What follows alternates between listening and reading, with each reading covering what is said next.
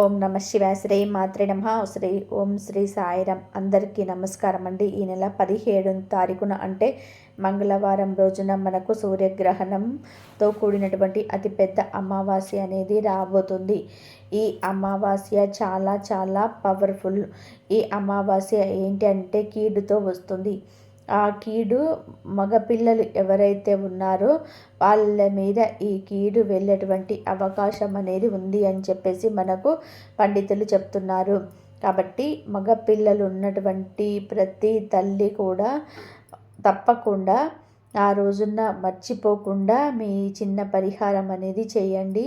లేకపోతే మాత్రం మీరు చాలా ఇబ్బంది పడేటువంటి అవకాశం అనేది ఉంటుంది. ఈ మాట ఎందుకు అంటున్నాము అంటే కొంతమంది నమ్మరు. ఇవన్నీ కూడా ఏదేదో చెప్తూ ఉంటారు. ఏదో వీళ్ళకి వీడియోల కోసమో మాటల కోసం చెప్తూ ఉంటారు అని చెప్పేసి చాలామంది చాలా తేలికగా తీసి పడేస్తుంటారు. కానీ ఎప్పుడు ఏ మాట వెనకమాల ఏ అర్థం ఉంటుందో ఎవరికి తెలియదండి. మనకెవరు చెప్పినా కూడా మనకు ఏదో కారణం ఉంటే తప్ప ఆ మాట అనేది బయటికి రాదు.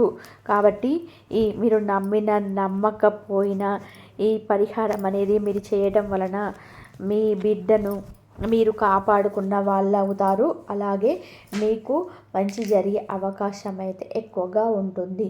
మీ మగపిల్లల మాదిరిగానే ఎప్పుడు కూడా కీళ్ళు దోషాలు వస్తాయని చెప్పేసి చాలామందికి సందేహం రావచ్చు. మగపిల్లలు ఏంటంటే ఎక్కువ శాతం బయట తిరుగుతూ ఉంటారు. బయటకు వెళ్ళే అవకాశాలు ఎక్కువగా ఉన్న పనుల మీద బయటకు వెళ్ళడము, బయట తిరగడము, ఫ్రెండ్స్తో వెళ్ళడం కావచ్చు, బైకులు నడపడం కావచ్చు, కారులో డ్రైవింగ్ కావచ్చు. ఇట్లా ఆడపిల్లలు ఇళ్ళలో ఎక్కువ శాతం ఉంటారు. మగపిల్లలు ఏంటంటే ఎక్కువగా బయట పనులన్నిటివి వాళ్ళకు బ్రెయిన్ అలా ఉంటుందన్నమాట. అలా తిరుగుతూ ఉంటారు. కాబట్టి ఈ మగపిల్లలకి ఎక్కువగా ఇలాంటి సమస్యలు అనేది ఎక్కువగా వస్తూ ఉంటాయి. అందులో మగపిల్లవాడు అంటే కొంచెం ఫస్ట్ నుంచి కూడా జనాలు అనేటివి ప్రత్యేకమైనటువంటి దృష్టి పెడతా ఉంటారు పిల్లల మీద. అంటే పిల్లోడు బాగున్నాడనో, బాగా చదువుతున్నాడనో, మంచి హైట్ అయ్యాడని, పిల్లోడు బాగా ఆరోగ్యంగా ఉన్నాడు, పుష్టిగా ఉన్నాడు, బలంగా ఉన్నాడు, పిల్లోడు చక్కగా ఉన్నాడు అని చెప్పేసి ఇట్లా జనాల యొక్క ఏడుపులు తగలడం వలన ఏంటంటే పిల్లలకు అనుకోని ప్రమాదాలు అనేటివి ఎదురవుతూ ఉంటాయన్నమాట. పిల్లేటప్పుడు చక్కగా నవ్వుతూ వెళ్తుంటాడు. కానీ ఇంటికి వచ్చేటప్పుడు ఎలా ఉంటుంది అనేది మనం పరిస్థితులను ఊహించుకోలేము. ఎందుకంటే ఇప్పుడు బయట పరిస్థితులు అనేటివి ఏమాత్రం కూడా బాగోలేదన్నమాట. జనం ఏంటంటే అనంగా వేయక రాయి తగిలినట్టుగా అనగా జనాల ఏడుపులు అనేటివి తగిలి పిల్లలు అలాగా చేజారిపోతూ ఉంటారు. తర్వాత మనం ఎంత బాధపడినా కూడా ఉపయోగం అనేది ఉండదు. కానీ ఖర్చు లేని ఈ పరిహారం అనేది తల్లి చేయటం వలన మీ పిల్లలకు అలాంటి ఏడుపులు, జనాలు యొక్క నరదిష్టి లాంటివన్నీ కూడా పూర్తిగా తొలగిపోతాయి. కాబట్టి మీరు ఆ రోజున తప్పకుండా ఈ పరిహారం అనేది చేయండి. మగపిల్లలు ఒకళ్ళు ఉన్న ఇద్దరున్న ఈ పరిహారం అనేది చేసుకోవచ్చు. పిల్లలు మగపిల్లవాడు అంటే ఆడపిల్ల మగపిల్ల ఇద్దరు సమానమైనప్పటికీ కూడాను మగపిల్లవాడంటే ఒక ప్రత్యేకమైనటువంటి శ్రద్ధ అనేది ఉంటుంది. ఎందుకంటే మన ఇంటి పేరు నిలబెట్టేవాడు, మన వంశాలను ఉద్ధరించేవాడు, తల్లిదండ్రులకు తన గురి పెట్టి పున్నామ నరకం నుంచి రక్షించేవాడు, అలాగే తల్లిదండ్రులకు చివరి వరకు కూడా తోడుండే నీడగా ఉండి సహాయం చేసేవాడని చెప్పేసి ఆడపిల్ల మీద ప్రేమ ఉన్నప్పటికీ కూడాను మగపిల్లవాడి మీద ఏంటంటే బాధ్యతతో కూడుకున్నటువంటి ప్రేమలు అనేటివి ఉంటూ ఉంటాయి. అలాగే ఆడపిల్ల కూడా తోడు అంటే మనం ఒక అన్న కానీ తమ్ముడు కానీ ఉంటే తల్లిదండ్రులకి ఎట్లా అండగా ఉంటారో అలాగే ఆడపిల్లలు కూడా బయటకి వెళ్తే ఆడపిల్లల పరిస్థితులు కూడా బాగోలేదు. కాబట్టి అన్నయ్య ఉన్నాడనో లేకపోతే తమ్ముడు ఉన్నాడనో ఆ పిల్లలు ఎవరు కదిలించకూడదనో ఒక ధైర్యం కూడా ఉంటుందన్నమాట. అట్లా మగపిల్లవాడు ఏంటంటే మనకొక నమ్మకాన్ని, ధైర్యాన్ని ఇస్తూ ఉంటాడు. కాబట్టి ఆ పిల్లవాడికి ప్రతిసారి కూడా మనం ప్రతి క్షణం కూడా తల్లిదండ్రులకు గట్టిగా కంటికి రెప్పలా కాపాడుకోవలసినటువంటి బాధ్యత అనేది ఉంటుందన్నమాట. అంటే తిండి విషయంలో జాగ్రత్తగా పిల్లోడు బాగుండాలని చెప్పి మంచి ఆహారం ఎలా పెట్టుకుంటూ ఉంటామో, వాటితో పాటుగా ఇలాంటి పరిహారాలు అంటే ఈ అమావాస్య తిథుల్లో, ఈ గ్రహణం తిథుల్లో ఈ చెడు అంతా కూడా గ్రహాలు ఏంటంటే వ్యతిరేకంగా మారుతూ ఉంటాయి. మనకు అదే అంటారు, ఒక్కొక్కసారి టైం బాగోలేదు అని చెప్పేసి, అలాంటి టైం బాగలేని తిథులు ఇలాంటివి అనమాట. కాబట్టి ఇలాంటి రోజుల్లో మీరు ఆ చెడు తీసేయడానికి ఈ చిన్న చిన్న దిష్టిలు పరిహారాలు ఉంటేవి తీసేయాలి.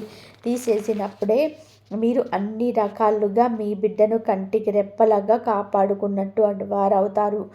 ఈ పరిహారము ఏ వయసు వాళ్ళు చేయాలి అంటే, మీ పిల్లవాడు 6 నెలల పిల్లవాడు దగ్గర నుంచి 50 సంవత్సరాల మగపిల్లల వరకు ఏ తల్లైనా చేసుకోవచ్చు అన్నమాట. ఎందుకంటే 30 సంవత్సరాలు వచ్చినా, 40 సంవత్సరాలు వచ్చినా, 50 ఏళ్ళు వచ్చినా తల్లికి బిడ్డే. ఆ బిడ్డ ఎప్పుడు కూడా చిన్నవాడిలాగానే కనిపిస్తాడు. ఎప్పుడు కూడా బిడ్డ నిండు నూరేళ్ళు ఆరోగ్యంగా ఉండాలని తల్లి కోరుకుంటుంది. కాబట్టి మీరు అట్లా ప్రతి ఒక్కరు కూడా చేసుకోవచ్చు. అలాగే ఒకళ్ళు ఇద్దరు ఉన్నటువంటి మగపిల్లలు కూడా ఈ పరిహారం అనేది చేయొచ్చు. కొంతమంది పిల్లలు దూరంగా ఉంటారు. అలా దూరంగా ఉన్నటువంటి పిల్లలకు చేయడానికి కుదరక ఇబ్బంది పడుతూ ఉంటారు. అలాంటప్పుడు మీకు దగ్గరలో బంధువులు ఎవరున్నా ఉంటే అక్కడి వాళ్ళ దగ్గర వాళ్ళతోనైనా సరే ఈ పరిహారం అనేది చేయించవచ్చు. లేదా తల్లి దగ్గర ఉంటే తల్లే చేసుకోవచ్చు అనమాట. తల్లి చేతుల మీద చేస్తే ఇంకా మంచిదండి. అసలు వెంటనే ఆ చెడంతా కూడా పూర్తిగా తొలగిపోతుంది. కొంతమందికి తల్లులు ఉండరు, భార్యలు ఉంటారనమాట. అంటే ఒక వయసు వచ్చిన తర్వాత వివాహమైన వాళ్ళు, అలాంటి వాళ్ళు మీ భర్తలకు కూడా మీరు చేసుకోవచ్చు. ఇంకా మీ ఇంట్లో అత్తమామ ఉంటే వాళ్ళతో చేయించండి. లేదండి మాకు ఆ తల్లిదండ్రులు మా భర్తకు సంబంధించిన వాళ్ళు లేరు అనుకుంటే, భార్య కూడా కొన్ని సమయాలలో తల్లితో సమానమని చెప్పేసి అంటారు. కాబట్టి భార్య అయినా సరే మీ భర్తకు ఈ పరిహారం అనేది చేసుకోవచ్చు అన్నమాట. ఎందుకంటే ఈ ఈ భర్తల మీద ప్రత్యేకమైనటువంటి జనాల చూపులు, ఏడ్పులు, అలా మీకు అంత భర్త బాగున్నాడు, మీ భర్త చక్కగా ఉన్నాడను, కొంతమంది భార్యాభర్తల మధ్య థర్డ్ పర్సన్ ఎవరైనా వచ్చి వారికి ఇద్దరిని దూరం చేస్తుంటారనమాట. కాబట్టి అలాంటి వాళ్ళు కూడా మా భర్త మాకెప్పుడు సొంతం అవ్వాలి, బయటకి ఎటు వెళ్ళినా కూడా మా భర్త యొక్క ఆలోచన విధానం అనేది మారకూడదు అని చెప్పేసి వాళ్ళైనా సరే చేసుకోవచ్చు అన్నమాట. ఇలా తల్లి కావచ్చు, భార్య కావచ్చు, అమ్మమ్మలు కావచ్చు, ఇళ్ళల్లో పెద్దవాళ్ళు, నాయనమ్మలు కావచ్చు, ఎవరైనా సరే ఈ పరిహారం అనేది చేసుకోండి. చేసుకోవడం మాత్రం మీకు తప్పనిసరి. మీరు నమ్మినా నమ్మకపోయినా చేయండి. దానివల్ల మీకు ₹1 ఖర్చు అయ్యేదైతే ఏమీ లేదనమాట. కానీ ఒక ధైర్యం అనేది మీకు ఉంటుంది. ఎందుకంటే పెద్దల మాట పెరుగన్నం మూట అంటారు. ఎప్పుడైనా సరే ఒక మాట వెనకాల ఏదో ఒక కారణం అనేది లేకపోతే ఎవరు కూడా చెప్పరు. కాబట్టి ఈ పరిహారం అనేది చేయండి. ఇది ఏ సమయంలో చేయాలి ఇదంతా కూడా వివరంగా చెప్తానండి, పూర్తిగా వినండి. ఈ సూర్యగ్రహణాన్ని ఏంటంటే రాహుగ్రస్త సూర్యగ్రహణం అని అంటారు.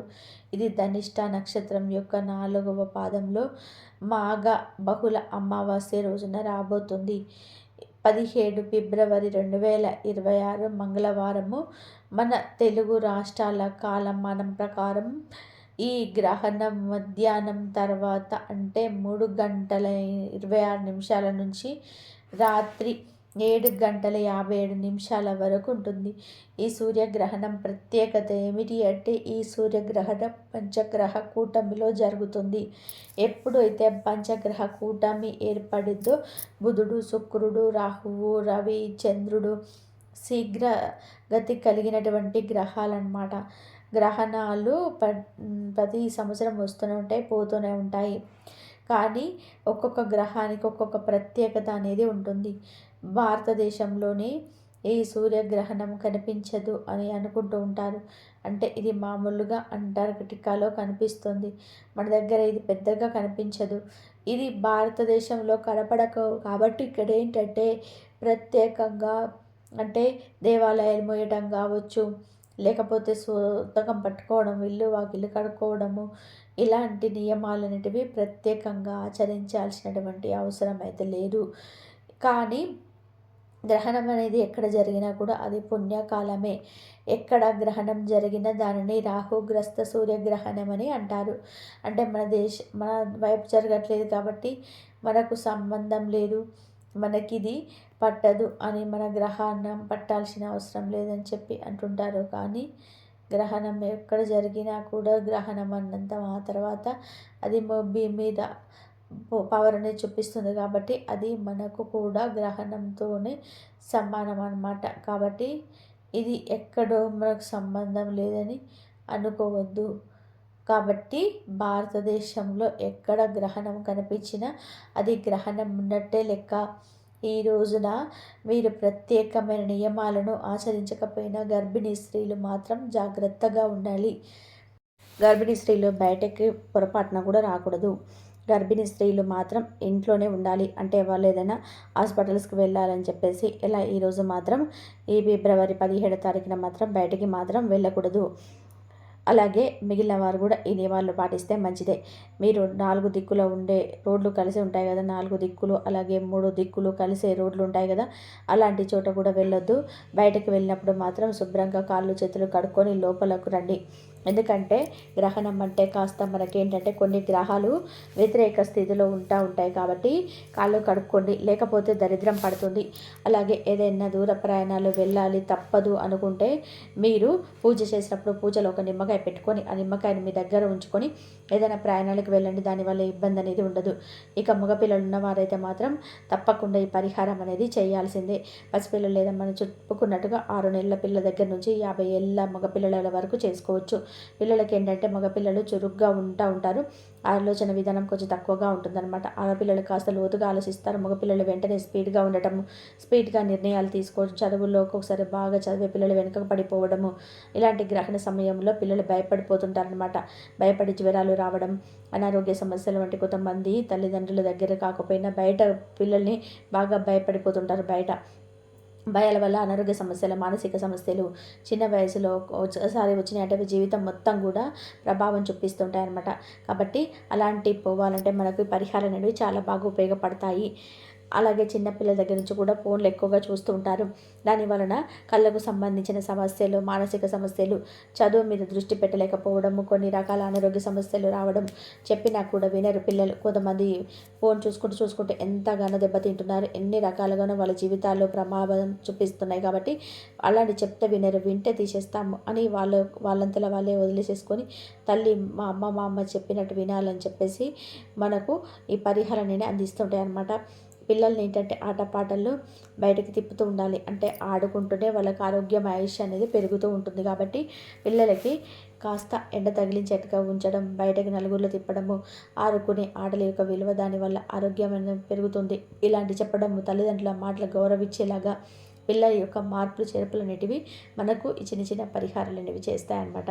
ఎందుకంటే కొంతమంది నెగిటివ్ అనేది పిల్లలకు ఉన్నప్పుడు వాళ్ళు చెప్పినా కూడా వినరు. కొంతమంది తల్లిదండ్రుల మీద మనసు కూడా విరగదీసేస్తుంటారనమాట. మీ మాట అసలు మీ అమ్మకు నీ మీద ప్రేమ లేదు, లేకపోతే మీ నాన్న మీద ప్రేమ లేదు అలా చెప్తూ ఉంటారు. వాళ్ళకి ఏది చేయటం లేదు మీకోసం అని చెప్తూ ఉంటారనమాట. అలా చెప్పుడు మాటలన్నీ వింటూ ఉంటారు అనమాట. అట్లాంటి మాటలన్నీ దూరమైపోయి మన పిల్లలు మనతో సంతోషంగా ఉండాలంటే ఈ పరిహారం అని చక్కగా చేసుకోండి. దీనికి మీరేంటంటే మీ ఇంట్లో సింపుల్గా చేసుకునే పరిహారం, అన్నం వండుతారు కదా పొయ్యి మీద, చక్కగా అన్నం వండినప్పుడు నిండుకుండా అన్నం బాగా అసలు ఎవరు తినకుండా ఉన్నప్పుడు పొగలు వచ్చే అన్నం మీరు తీసుకొని పక్కన పెట్టండి. మీరు తినాలనుకుంటే తర్వాత తినండి. వండగానే మర్చిపోకుండా అన్నాన్ని గిన్నెలో పెట్టుకొని కదా మనకు పక్కన పెట్టేసుకొని నిండు కుండలు తీసినటువంటి అన్నంతో ఈ పరిహారం అనేది చేసుకోవాలి. అన్నంతో ఈ పరిహారం ఎందుకు చేయాలి అంటే అన్నం అనేది మన యొక్క జీవితానికి, మన యొక్క జీవనానికి అన్నంతో చాలా దగ్గర ప్రాణ సంబంధం అనేది ఉంటుందన్నమాట. అన్నంతో పరిహారం చేసుకోవడం వల్ల చెడు తొందరగా వెళ్ళిపోతుంది. కాబట్టి అలా చేయండి. తర్వాత ఒక ప్లేట్ తీసుకోండి. స్టీల్ ప్లేట్ కావచ్చు, పెంగాని ప్లేట్ కావచ్చు, రాగి ఇత్తడి ప్లేట్లు ఏదైనా సరే తీసుకోండి. తీసుకున్న తర్వాత అన్నాన్ని ఇక్కడ మనకు ముద్దలుగా తయారు చేసుకోవాలన్నమాట. అన్నం అనేది ఈ పరిహారానికి 3 ముద్దలు కావాలి. 3 ముద్దలుగా మనం ముడుచుకోవాలి. ఒక ముద్దలో చిటికెడంత పసుపు వేయండి. పసుపు ఏంటంటే చెడుని తీసేసి పిల్లవాడికి మంచినిస్తుంది కాబట్టి పసుపు. అలాగే ఒక ముద్దలో ఏంటంటే మనకు బొగ్గు కానీ లేదా కాటుక కానీ కలిపేసేసి నల్ల అన్నం ముద్దని ఇక్కడ మనము తయారు చేసుకోవాలి. బొగ్గులు మనకి ఇస్త్రీ ఐరన్ చేసే వాళ్ళ దగ్గర అయినా ఇస్తారు, లేకపోతే మనం కాటుకైనా కలుపుకోవచ్చు. తర్వాత కోడిగుడ్డును కూడా ఒక దగ్గర సిద్ధం చేసుకోండి. కోడిగుడ్డు అనేది చాలా చాలా పవర్ఫుల్, పరిహారాలకు పెట్టింది పేరు అనమాట. కోడిగుడ్డు ఏంటంటే మన జీవంతో సమానం కాబట్టి పిల్లల జీవితాన్ని మార్చగలిగే శక్తి కోడిగుడ్డుకు ఉంటుంది. పిల్లలకి తిన్నప్పుడు గుడ్డు పెడితే ఎంత బలమో పరిహారంలో కూడా పిల్లలకు చెడు తీసేసి మంచిగా ఇవ్వడానికి చాలా బలంగా ఉపయోగపడుతుంది. ఇలా చేసుకున్న తర్వాత ఒక ప్లేట్ తీసుకొని ఆ ప్లేట్లోని ఈ నల్ల అన్నం ముద్ద ఒకటి, అలాగే పసుపు వేసినటువంటి పసుపు అన్నం ముద్ద ఒకటి, ఒక ముద్దలో చిటికెడు కుంకుమ వేసి కుంకుమ కలిపినటువంటి ఎర్ర అన్నం ముద్ద కూడా ఒకటి తయారు చేయండి. చేసిన తర్వాత మర్చిపోకుండా వాటి మీద నువ్వులు నల్ల నువ్వులు ఉంటాయి కదా, శని తీసేయడానికి పిల్లల మీద చాలా బాగా ఉపయోగపడతాయని ఆ నువ్వులను కూడా ఈ ముద్దల మీద చల్లేసేయండి. తర్వాత ఈ కోడిగుడ్డు తీసుకుందాం కదా, ఆ కోడిగుడ్డు మీద ఏంటంటే కుంకుమతో మీరు కుంకుమ కావచ్చు లేదా ఎరుపు రంగు స్కెచ్ పెన్ అయినా ఇలా ఏదైనా పర్వాలేదు, అట్లా లేకపోతే కుంకుమలో కాసిన నీళ్ళని కలిపేసి పేస్ట్ లాగా తయారు చేసి ఇంటూ మార్క్ అనేది వేయండి కోడిగుడ్డు మీద. ఇదేంటంటే చెడును దిష్టిని తీసేయడానికి చాలా బాగా ఉపయోగపడుతుందన్నమాట. ఇలా ఈ ప్లేట్ను సిద్ధం చేసుకోండి. కోడిగుడ్డు మీద మీరు కాటుకతో కూడా ఇంటూ మార్కును కానీ చుక్కను కానీ పెట్టుకోవచ్చు. కానీ ఇక్కడ మనము కాటుక వేసాం ఆల్రెడీ, నల్లన్న ముద్ద సిద్ధం చేసుకున్నాం కాబట్టి ఎరుపు అంటే ఎరుపుతో మనం ఇలాగా ఇంటూ మార్కులాగా కోడిగుడ్డు మీద వేయడం వలన ఇంకా చెడును తీసేయడానికి, దిష్టి ప్రభావాన్ని మనకు ఈ గ్రహణం తాలూకు వచ్చే కీడును తొలగించడానికి ఇది బాగా శక్తివంతంగా ఉపయోగపడుతుంది కాబట్టి చక్కగా ఇలా సిద్ధం చేసుకోండి. ఇలా సిద్ధం చేసుకున్న ప్లేట్ని మీరు చక్కగా మీ పిల్లవాడి దగ్గర కూర్చోబెట్టి ఇంటి బయట చేసుకోండి. బయట కాకుండా కడప బయట కూర్చోబెట్టి తూర్పు ముఖంగా కూర్చోబెట్టి ఆ తల్లి పిల్లవాడి ఎదురుగా నిల్చొని ఈ ప్లేట్ను పట్టుకొని కుడి నుంచి ఎడమకు 3 సార్లు, ఎడమ నుంచి కుడికి 3 సార్లు ఇలా ఈ గ్రహణ తాలూకా కావచ్చు, అమావాస్య తాలూకా కావచ్చు, ఉన్నటువంటి ఆ చెడు ఏదైతే ఉందో మా బిడ్డను తాకకూడదు, మా బిడ్డ మీద ఉన్నటువంటి నరదిష్టి అంతా కూడా చెడు అంతా కూడా పూర్తిగా తొలగిపోవాలి, మా పిల్లలు ఆరోగ్యంగా ఉండాలి, మా పిల్లల మీద ఉన్నటువంటి అనారోగ్య సమస్యలు ఇలాంటివన్నీ కూడా పూర్తిగా తొలగిపోవాలి అని చెప్పి, నిందలేదనంటే తొలగిపోవాలి అని చెప్పి ఏమి అవరోధాలు జరగకూడదని చెప్పి ఎడమ నుంచి కుడికి 3 సార్లు తిప్పేసేసిన తర్వాత అవన్నీ తీసుకెళ్ళి ఎక్కడైనా పారే నీటిలో విడిచిపెట్టేసేయండి. లేకపోతే ఎవరి తొక్కని చోటనైనా సరే వదిలేసేయండి. అయితే ఆ గుడ్డు ఏదైతుందో పగలకుండా జాగ్రత్తగా విడిచిపెట్టండి. గుడ్డు పగిలితే మాత్రం మీరు చేసే పరిహారం అనేది వృధా అవుతుందన్నమాట. అలాగ విడిచిపెట్టేసి ఇక మీరేంటంటే వెనక్కి తిరిగి చూడకుండా మళ్ళీ మీరు ఇంటికి వచ్చేసేయండి. ఎక్కడ కూడా మళ్ళీ వెనక్కి తిరిగి చూడవద్దు. అలా చూస్తే ఏంటంటే ఆ దరిద్రం మళ్ళీ మనకి వెనక్కి వచ్చే ప్రమాదం ఉంది కాబట్టి ఇంటి లోపలికి వచ్చేటప్పుడు తల్లి కాళ్ళు చేతులు కడుక్కొని లోపలికి రండి. అలాగే మీ పిల్లవాడికి దిష్టి తీసేసిన తర్వాత పిల్లవాడికి కూడా స్నానం చేయించిన, చిన్నపిల్లలైతే లేదా పెద్ద పిల్లలైతే స్నానం చేయమని చెప్పడము, లేదా కాళ్ళు చేతులు కడిగించి ఆ బట్టలైనా మార్పించేసి చక్కగా ఇంట్లో దీపం వెలిగించి పిల్లవాడి చేత దండం పెట్టించుకోండి. ఒక దేవుడి గదికి కాదండి, తల్లి కూడా దండం పెట్టి ఆశీర్వచనాలు కాళ్ళు పట్టుకొని నమస్కారం చేసి తల్లి పాదాలను తాకి నమస్కారం చేయమని చెప్పండి. అలా పిల్లవాడికి కూడా మీ యొక్క ఆశీస్సులు అందించండి. ఎందుకంటే తల్లిని మించిన దైవం మరొకరు లేరు కాబట్టి ఈ పరిహారం ఆ రోజున ఏ సమయంలో చేయాలి అంటే గుర్తుపెట్టుకోండి. మనకు ఆ రోజు మంగళవారంతో వచ్చింది కాబట్టి కీడు అనేది ఎక్కువగా వచ్చిందనమాట. ఆ రోజున మధ్యాహ్నము 3:26 దగ్గర నుంచి రాత్రి 7:57 లోపు మీరు ఈ పరిహారం అనేది చేయండి. మీ పిల్లవాడికి ఆ సమయంలో దిష్టి అనేది తీసేయండి. ఒక పిల్లవాడున్న, ఇద్దరు పిల్లవాడున్నా కూడా ఇట్లా ఈ పరిహారం అనేది తీసేయాలన్నమాట.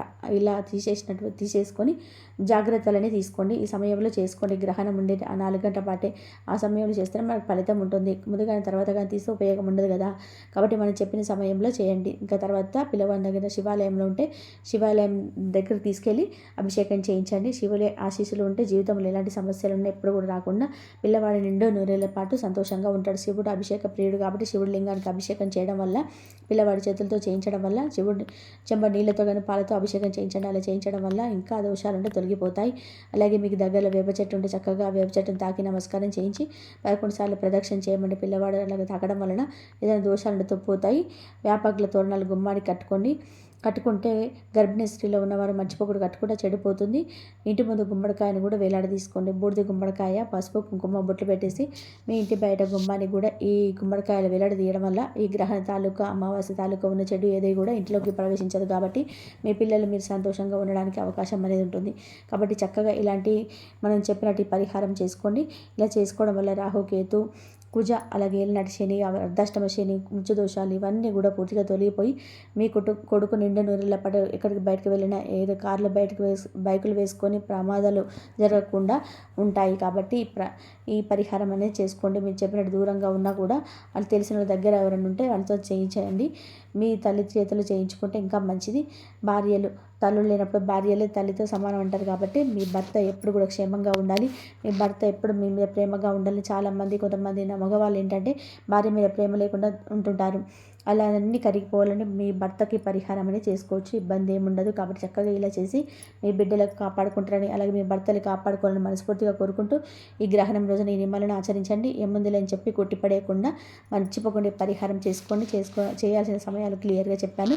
అర్థం కాకపోతే ఒకసారి వినండి. మళ్ళీ ఈ రోజున పొరపాటున కూడా నాన్ వెజ్ తినకూడదు, తలకు నూనె రాసుకోకూడదు, భార్యాభర్తల బ్రహ్మచర్యం పాటించాలి. లేదంటే పిల్లలకు అనారోగ్య సమస్యలతో పుట్టే అవకాశం ఉంటుంది. కాబట్టి భార్యాభర్తలు ఈ గ్రహణం రోజున చక్కగా బ్రహ్మచర్యం అనేది పాటించండి. నలుపు రంగు బట్టలు వేసుకోకూడదు. ఈ నియమాలను కూడా ఆచరించండి. అర్థమైంది కదండి ఏం చేయాలి ఏం చేయకూడదు అనేది. కొడుకులు ఉన్న ప్రతి తల్లి ఏం పరిహారం చేయాలి, సమయంలో చేయాలని అంతా కూడా మన వీడియో నాకు నచ్చిందని చెప్పి అనుకుంటున్నాను. వీడియోకి ఒక లైక్ ఇచ్చి సపోర్ట్ చేయండి.